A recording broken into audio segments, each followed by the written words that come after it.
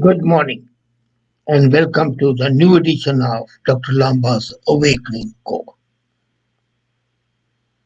Sikh religion's most famous and in fact incarnation of the Guru is Guru Granth Sahib. And then mostly you might have seen that the people belonging to this religion have a ceremony called a Khand Path, continuous recitation of Guru Granth Sahib,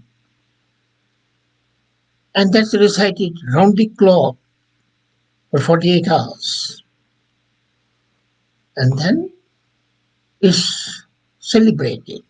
But then a trend has started recently that in place of a Khand Path, which takes 2 nights, now what they do is have a Sukhmani Path. And Sukhmani has even otherwise become a part of daily routine for many Sikhs. What is Sukhmani? It is title given to a part of scripture in Guru Granth Sahib, which in turn appears to be major musical message of Rag Gauri. It's a classical raga, and based on that, Sukhmani was written. As a matter of fact, Sukhmani was written before Guru Granth was compiled by Guru Arjan Dev. And I said it belongs to Rag Gauri. And Gauri means pure. The word Sukhmani is a combination of two words, Sukh, which is peace, Mani, which is a trail. It's a lengthy composition. And the fifth Guru, Guru Arjan Dev, who compiled Guru Granth, was the writer of this poem. And I'll not call it a poem. It's deemed to be religious scripture, but it's not really religious. It's much more than that. It's philosophy, it's psychology, it's an advice on daily living. And as a comment was there yesterday by Singh Jaspal, that is not a part of Sikh religion, but if you understand it, it is in fact can become a part and parcel of human life because the thoughts given in that be that of any philosophy and it's a compendium of ethics. You see, this is for the first time possibly that in a religious book you have a compendium of philosophy, of psychology, of ethics, morality, and a way of living. It's a lengthy composition, as I said. It's 35-page long from page 262 to page 296 Guru Granth Sahib. And as I said, many people recite it daily as a part of routine. The physical side, where the Guru around 1602 to 03 composed the composition was once enclosed in a dense forest where now the Golden Temple is. It is said that Baba Shri Chand, the eldest son of Guru Nanak and the founder of the Udasi movement, came to Amritsar to meet Guru Arjan. Now, first Guru's son comes to meet the fifth Guru. And Guru Arjan Dev was then engaged in composing Sukhmani. He had completed 16 Ashtapadis. Now, what Ashtapadis are, I'll come when I discuss the format. You can call it cantos. And Guru Arjan Dev requested with humility that why don't you write something, Baba Shri Chand? You are elder to me. And he said, no, I would not do it. You are doing it. But he recited the Mool Mantra of Japji. Aaj Sach, Jugad Sach, Happy Sach, Nanak Hosi Bhi Sach. Truth is in the beginning, truth through the ages, truth even now. Nanak says, it shall remain ever true. This shloka was then repeated by Guru Arjan Dev at the beginning of the 17th Ashtapadi. So that is basically the background. Now, as they say, is usually called to be the prayer of peace. So it has got now 192 stanzas of 10 hymns,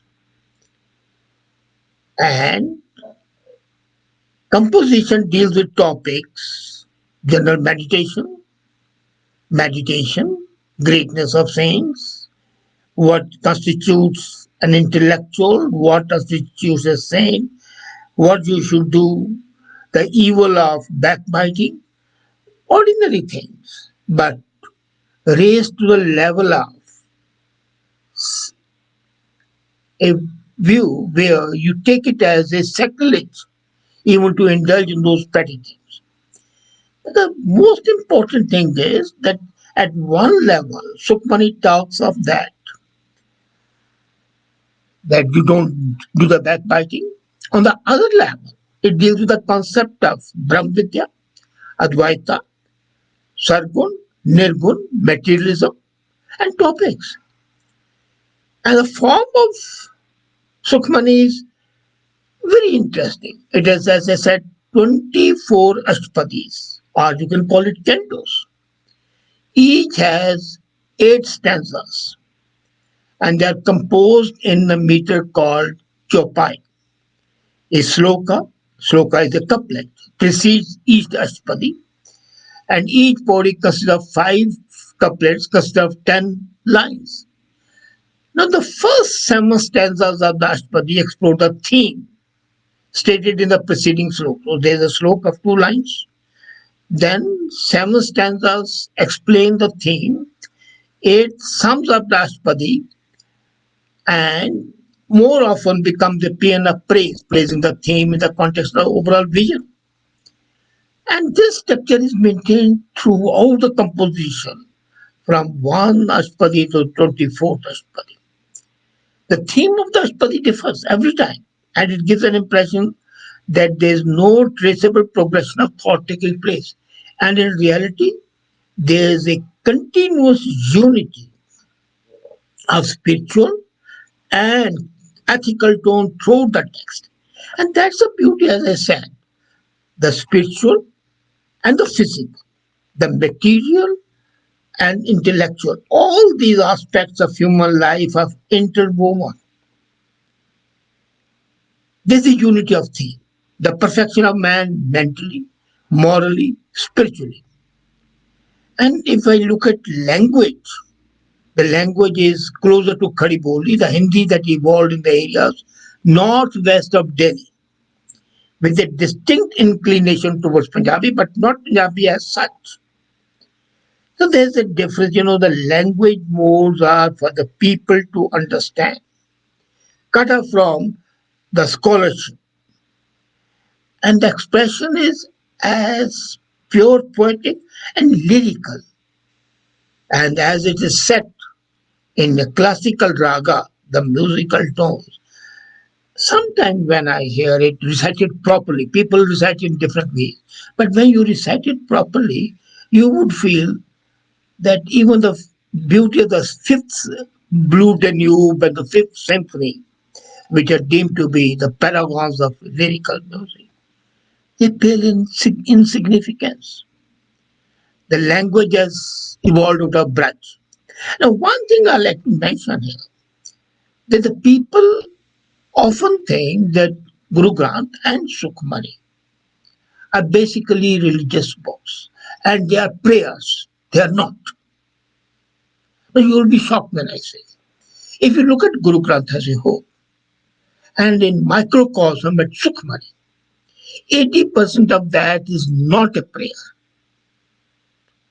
80% of that is education, philosophy, psychology, human endeavor. And 10% of that remaining is explanation of what is God, defining soul. And the balance 10% is prayers.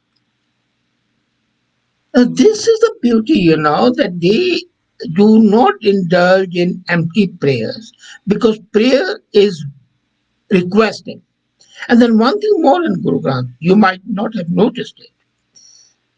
And everybody says that it's an eclectic book, a combination editor of all the Sufi poets. No, the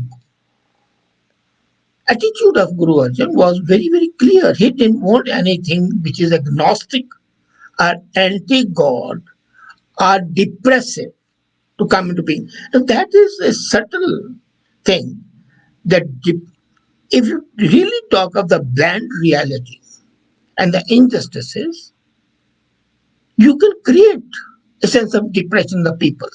Though Guru Nanak writes at one time, Paap ki janjla kablo dhaya, when he criticizes Babur, that he has come with an army of sinners.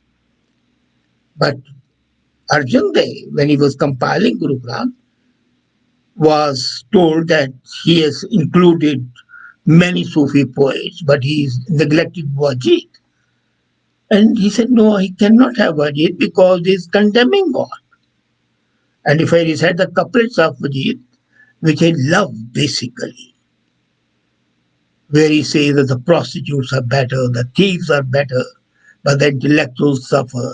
And the ultimate which annoyed Guru Arjan Dev was when Wajid says, Jo rande teri aas jagde pukh hamara. That those who believe in you and look forward to your grace die of hunger. No, Guru Arjan Dev couldn't tolerate that the great God is condemned as unjust. Anyway, so same is about Sukhmani. This is, as I said, a way of ethical living when he says, criticizes Ninda, backbiting. Then he defines Brahmjani. Brahmjani is an intellectual of the highest order who has the knowledge of this word and the next word, who can philosophize. So he defines that.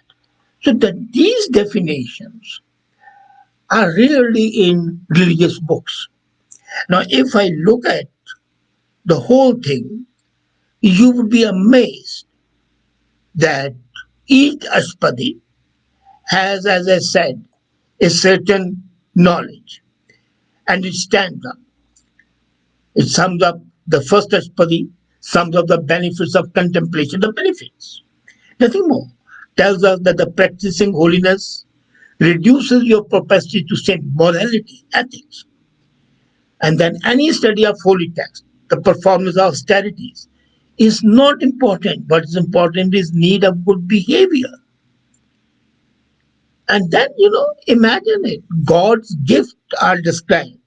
The gifts of the nature, the gifts of God, which include healthy body, delicacies to eat, silks, jewels. And then he goes on to dwell on the attributes of the saints, the people who are really reached that order where they can philosophize.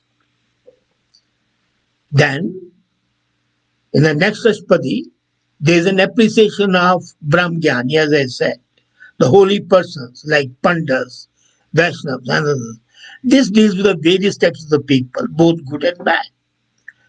And then there is a resonance of the Sermon on the Mount. The meek shall inherit the world. And further, that the boastful and the arrogant would suffer. But what's more important is that it points out that mortals, by their very nature, are fickle and way backward. And as the darkness is compelled by the light, the wildness is illuminated by the light of knowledge. Now, here it is. He doesn't say, he says meditation, he doesn't say prayer, not even in one place. And then he refers to God in the next Ashpadi as a director, playwright, and actor in his own place. Now imagine it, the personification of God as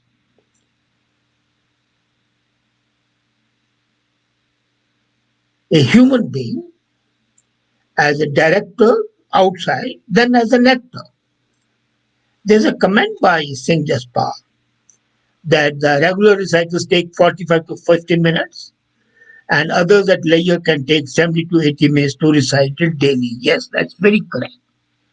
And the people who are really religious, but my point is that is recitation important or is it understanding and implementing that's important? You say don't do it, but the moment you have read it and you start doing the same thing, there's a benefit of it. Anyway, so next Guru Arjan Dev talks about the destruction of life. What is the destruction in the acquirement of knowledge? What is the impediment in the spiritual progress? So very practical guidelines are given. And then another thing here comes the not the philosophy, but the word view. What was the word pre-creation state? I think this is one of the rare scriptures where pre-creation state is described. And then it comes to that, defining God. The short result, the God's attribute, fountain of generosity, omnipotence, creator of the fabric. And then the benefits are expounded. The true devotees would be rewarded. Who are the devotees? Not who recite, but those who follow it. So, structurally, as I said, you can compare it to Paradise Lost, maybe better than that, in the sense that Paradise Lost is just a storytelling. There's no teaching, no morality in that. Here, ethical values and social behavior, that's the most important thing. The social behavior of happy living, understanding Advaita, understanding the value of satsanga, true devotion, doing good deeds, and the nature of your mind that are dwelt on. These concepts, some of them have been developed further by various philosophers. But the germs of that philosophy, to some extent, there is an idea of nihilism. Otherwise, it's a pure state of bliss. And if you really sing it, not the way it's recited, but the way Rag Gauri is recited, with modulation, with proper instrumentation, then you would understand the impact of it. I heard it 3 times, and each time I was overpowered. Sukhmani can be Sukhmani provided you don't read it, but you imbibe the philosophy, imbibe the thoughts, imbibe the teachings. I don't deny that every great book teaches, but the teaching here is more of a suggestion and is stated in very, very explicit tones. Imagine it when he says, and then there is a beauty in it, that even when he's criticizing something, he is showing it that bad habit is good. For example, when he says that the person who criticizes you is like a washerman cleaning your dirty clothes. Now, that sort of a concept you wouldn't normally find. But as I said, this scripture, properly recited and understood, most important is comprehension and implementation in your life, can make a lot of difference to your life. Well, read it in this light and turn to imbibe the values in your life. That's most important. Thank you.